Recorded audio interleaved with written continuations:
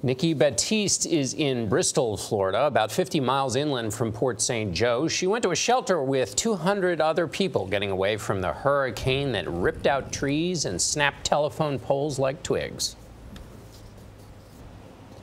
Good morning. You can see just how powerful this storm was. This is the scene all across this area. Down trees, down power lines. We're also told some homes have been demolished. As this hurricane was coming in, we were rushed from our hotel and told to take cover in a shelter, which is just down the street. Residents here are not allowed to drive on these roads yet. So many of the more than 200 people in our shelter this morning are waiting and wondering if their homes are still standing. Just crying somehow. 4-year-old Daniela Olvera began crying as she told us about the terrifying moment a tree fell on her family's mobile home. They all escaped, and Daniela's mother, Perla, brought her and her sister to a shelter. You're here, your family's safe. What do you stand to lose back home?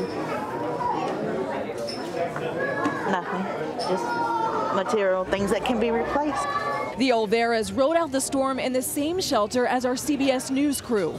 Get out now or risk your life if you stay. We were reporting from Florida's Panhandle Wednesday morning as Hurricane Michael closed in. We just had to leave Apalachicola because the storm is coming in fast and furious. The water, which is right here, is rising quickly. There's debris along the roads as we're driving. After making the 80-mile drive to Bristol, we watched from these windows as the storm pounded the shelter. I could sit in my front yard and see the bay, so it would be a direct hit. Dan Haggerty also left Apalachicola, but many of his friends chose to stay. I'm worried about my buddies, yeah. Anxious to hear from them.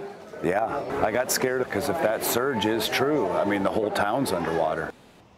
There are 41 shelters across Florida housing about 8,000 people. Of the 375,000 people told to evacuate, the Red Cross says it's probable 320,000 never left.